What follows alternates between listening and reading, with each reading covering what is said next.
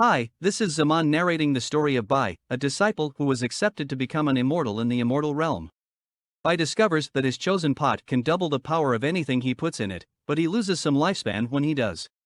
Later, he disguises himself as Yizhang to infiltrate the bloodstream sector and eventually becomes one of the four blood masters there. Bai discovers that a war is beginning to mount between the bloodstream and spirit stream sectors. After 5 years of being away, Bai finally returns to the spirit stream sector with the hopes of finding a way to stop the war.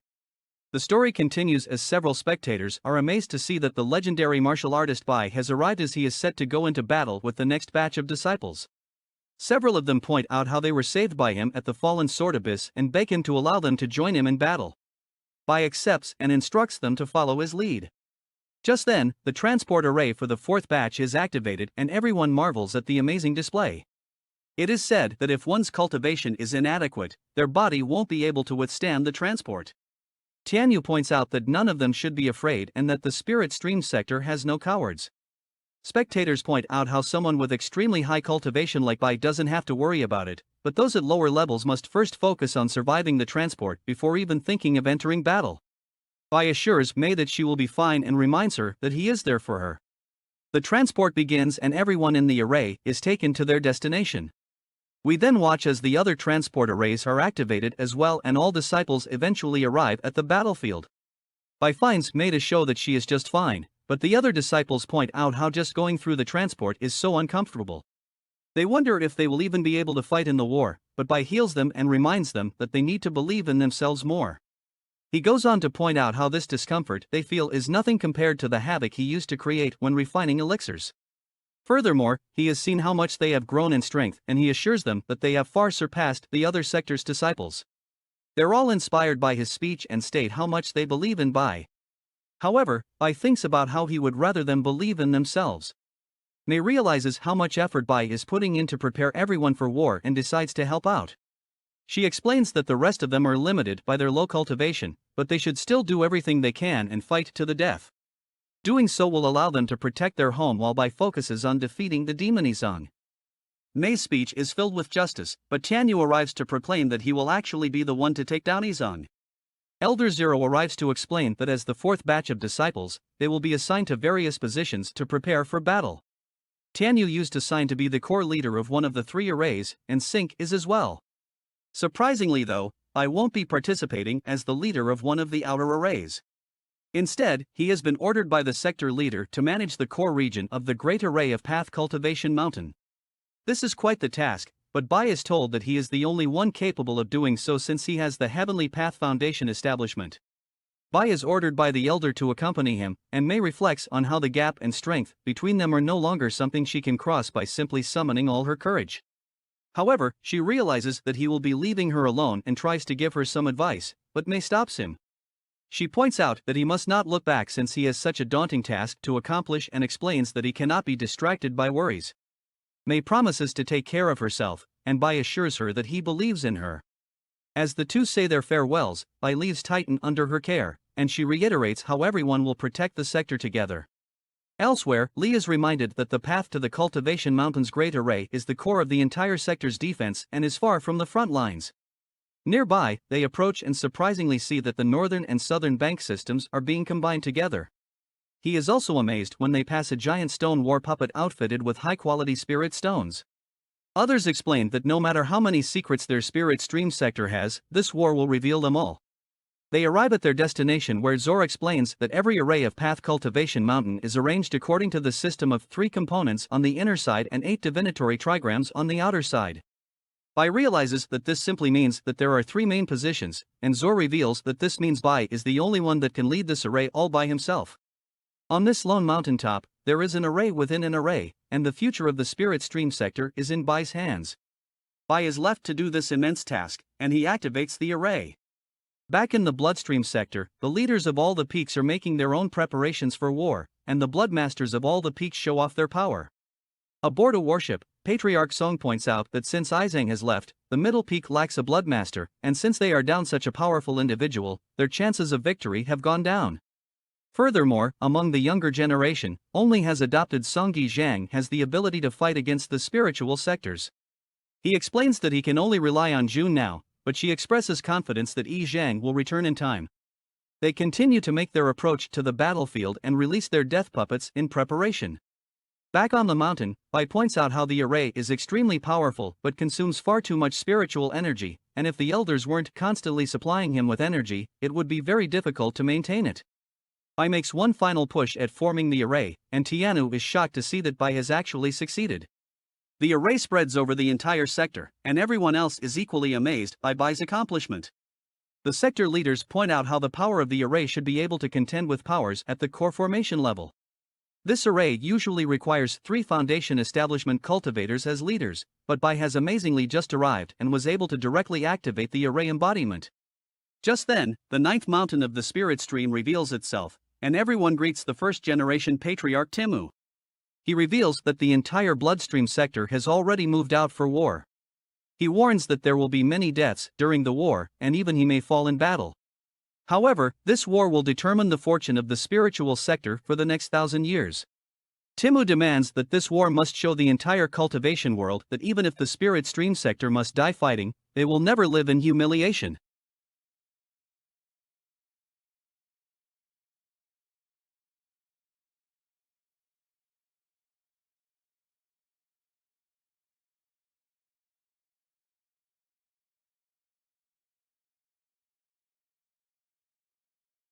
Collapsing blast array has been set up beneath the mountains, and once activated, the entire mountain range, along with the entire clan, will be destroyed.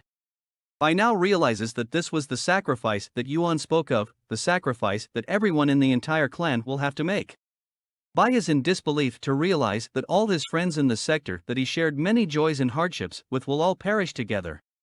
Just then, Bai senses the bloodstream sector's aura approaching. Since he is also the bloodstream sector's living ancestor, he is also able to determine that all the other blood masters are on board battleships and even sees Jun there. Bai points out that if the battle really does happen, then many people will die, and he wishes they hadn't come on board the ships. The patriarch activates an array and brings out several of their weapons they plan to use in battle. This includes dead puppets and the guardians Bai helped summon earlier. The patriarch is amazed to see that the spirit stream sector still has their integrity as they have chosen to fight to their deaths. The spirit stream sector is prepared, as well as Yuan states that the people who die in this battle will all be heroic spirits who will never be forgotten by the spirit stream sector.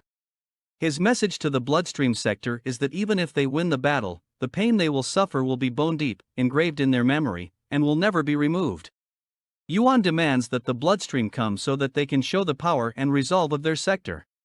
If they want to defeat the spirit stream sector, then they will have to pay an incomparably heavy price. With those words, Bai summons a gigantic cauldron, and he shakes to see that the spirit stream's heirloom has been summoned as well. It is the heavenly horn sword that was amazingly spirit refined 10 times. The black dragon appears on the battlefield as well and seems to have some type of history with one of the guardians from the bloodstream sector. With all preparations set, Patriarch Song initiates the battle as the spiritual sector defends against their attack. The attack is immensely powerful as we see that the black dragon wastes no time as it instantly unleashes an attack of its own. The spirit stream's giant stone puppets are the next to slip up as they toss several boulders at their enemy. Blood rippers are the bloodstream sector's counter to them, though, and despite the efforts of the spirit stream disciples, they successfully take down some defenses. Just then, Legacy Echelon members arrived to stop the Blood Rippers from breaking through. Li asked Bai to protect himself and stop the Blood Rippers' assault on the array. They were pushed back, but the Rippers then offered themselves as a sacrifice to the Blood Sword. Bai determined that if they could continue defending, then the bloodstream sector wouldn't be able to sustain this attack for very long, and perhaps there was still a chance to avoid the war. He put even more effort into strengthening their array, which kept the blood sword from breaking the barrier, but it put a heavy strain on his body. Just then, everyone was stunned to see that the bloodstream sector's unchanging bone had appeared from the sky and pushed the blood sword further. It was met by a sword from the spirit stream, but it was then explained that the outer array was starting to destabilize. Bai sensed that something bad was about to happen but understood that he could not leave the main array as it was the most important defense the spirit stream had.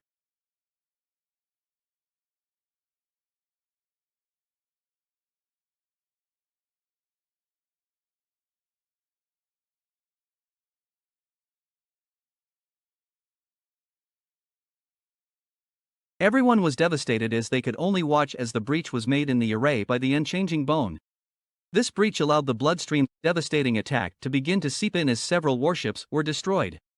Disciples fought to the bitter end, and Yuan commanded everyone to defend the breach. They attempted to do just that but were shocked when the unchanging bone was making the breach larger. I was disheartened to see that the mountain peak being guarded by Tnu had been destroyed and wondered why they must go this far. He wondered why they must kill each other and stated that they were all people he cared about, people he cherished. If the fight continued, there wouldn't be a way to reverse what had already happened. Bai determined that he could not wait any longer and must do something in this very moment to stop the war. On the front lines, the unchanging bone continued to make its push but was still barely being held back by the legacy echelon members. It was in this moment that everyone was shocked to see Bai step in between everything. I remembered the drop of blood he used when he helped summon the unchanging bone and used it to command it to back off. Bai took off outside the barrier, and Li followed after him. Bai thought about how he used to cultivate just for the sake of having a long life, but now he only wished for everyone to live. Bai unleashed a blinding light as onlookers pointed out how it was the energy of the heavenly path. No one understood what he was trying to do, but Bai made it clear when he demanded that everyone stop and had to be heard. Song watched, and it made it clear that this was just an easy opportunity for him to finally eliminate Bai. Jun thought the same and commanded everyone to behead Bai. As they approached him, Bai reiterated that they must back down, but Song questioned what made him think that he could just order them around. Li feared for his disciples' lives, but Bai confidently revealed to everyone that he could order them around because he was actually the Bloodmaster of the Middle. Bai demonstrates this easily as he destroys all the blood swords in their attack with very little effort. Song is struck to see that the spirit streams runs through Bai. Using blood ancestral reversion, every single person in the bloodstream sector is speechless, still dumbfounded. Bloodstream members can clearly see that the person before them is the spirit streams, but realize that the blood keeps pouring from his body, though he does have the aura of the bloodstream sector. Bai emerges from the cloud to further shock everyone as we see that he has put his disguise back on, and everyone is in disbelief to see Yi Zhang once again. Bloodstream sector members are still struggling to understand what is happening, but Yi Zhang doesn't care. He only wonders why, now that they have seen him, they are not paying their respect. They all act instantly and kneel before him to greet their great bloodmaster of the middle peak, Yi Zhang. Everyone on both sides is frozen as they can't believe what they are seeing before their eyes, and Jun wonders if it is actually Zhang or who she is looking at. Yi Zhang finally reveals to everyone that he is actually both. Jun finally begins to realize what has happened and now believes that their every interaction was just fake. Bai explains that he had no choice but to hide his identity and loudly tells everyone that he is the spirit stream sector's Bai but also the bloodmaster of the middle peak, Yi Zhang. The kindness shown by both sectors has been engraved in his heart, so he refuses to turn his back on either sector. For this reason, he asks that they not fight anymore and explains that war isn't the only way to solve their problems. He knows that the two sectors just need to be able to trust each other, and Bai offers to become the link between the two of them. Patriarch Song is furious to see what is happening as he believes the shameless spiritual sector is holding Yi Zhang captive. This doesn't seem to be going as Bai had planned as Li asks that Bai return, while the bloodstream disciples are ordered to rescue their bloodmaster, Yi Zhang. Li tries to order Bai back to the sector, but Patriarch Song attacks him in an attempt to retrieve his adopted son. Li is no match for the Patriarch, so Yuan arrives to be the one to fight him. The war then quickly becomes a fight amongst patriarchs as Yuan explains that Bai was only led astray by their demonic methods. Yuan commands his spiritual disciples to escort Bai back to the mountain so he can handle the demonic methods of the bloodstream sector. The fight between patriarchs continues as we see that the other bloodmasters unleash their attack.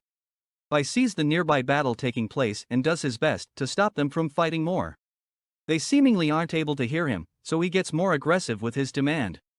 Just then, Bai is surprised to see that Song is there and must stop his attack. Song explains how naive Bai is for trying to stop the war with just his foundation establishment level strength and states that it's useless for him to say anything else. The patriarchs say pretty much the same thing as they both call him to their side and explain that he will not be able to control this war. Bai finally begins to realize that they are right and he is just a bloodmaster. He can only watch as the war rages on, and he determines that he is not strong enough to stop the war at all. Now that things have gotten this far, Bai determines that he has no other choice and will have to disappoint the bloodstream sector. He unleashes a burst of energy and instructs the bloodstream sector to heed his command. Just then, the dead puppets and demons stopped attacking his bloodstream sector. Disciples were shocked to see that their blood key was being taken away. Every bloodstream member began to falter at their knees as they explained that their cultivation had been suppressed by half. The bloodstream sector patriarchs were in complete disbelief as they realized that even they were being suppressed by him. Bai was now more furious than he had ever been and said that if the bloodstream sector was determined to destroy the spirit stream sector, then they must do so over his dead body. Song couldn't understand how he was able to suppress every person from every peak of the blood sector, and the patriarch revealed that this could only mean Zong had the blood demon inheritance. Not a single person could believe that it was true, and June realized that this person before her had actually managed to become the living second blood ancestor. IA was confident that the war could end now that he had suppressed the bloodstream sector and offered to speak on behalf of the spirit stream sector. However, he was stunned to see that the spirit stream side was the one to continue the attack. As Tianu saw this as a perfect opportunity since the bloodstream had been weakened, the spiritual sector as a whole then joined in to continue the assault on the bloodstream sector. As Song began to wonder if Zong really was on their side now, Bai attempted to calm the spiritual sector down now as they were the aggressor. They didn't listen to him and even went as far as to release a devastating attack from a turret. Bai headed to stop the attack and used the undying heavenly demon body to do so. This shocked everyone as it was an amazing combination of both bloodstream and spirit stream techniques, but it consumed massive amounts of spiritual energy. Song couldn't understand why Bai was going this far as everyone expressed concern for his well-being. June commanded everyone to never submit as Bai began to realize that he was too naive and overestimated his own strength. He realized that he must not hold back and decided to show everyone his true mastery of power. He unleashed a burst of energy that caught the attention of the Black Dragon, and we see that Titan even transforms into a more powerful Beast King. He exclaimed to everyone that he was the honored disciple of the Spirit Stream and also the owner of a Beast King. He understood that deep down, the two sectors didn't really want to fight, but they both wanted the middle peak and had to fight a battle of survival. Furthermore, the result of the war didn't matter since it would undoubtedly be a miserable victory for whoever was the winner. Whoever was victorious would surely be depleted and would eventually have to fight against the profound stream sector. Even if they were victorious against them, then they would have to start a war against the midstream Sky River Court. If they somehow managed to win that war, then they would surely be the weakest middle stream sector and would eventually be swallowed and destroyed. I was aware that many of the disciples were still willing to fight, but he pointed out that dying as a sacrifice for this battle between sectors was meaningless. He didn't want to see his family and friends die for nothing and was determined to stop everyone, even if it meant that they would resent and hate him. Bai pointed out that they had a common goal as downstream sectors attempting to establish themselves in the unfamiliar middle stream. They could only trust in each other, so Bai recommended that they merge the two sectors together. This way, they could form a stronger sector together and even become the strongest sector to ever exist. After a short moment, however, Patriarch Song revealed himself and explained that all of Bai's words were nonsense. He states that Bai is only deluding everyone with his lies and unleashes an attack meant to end Bai's life.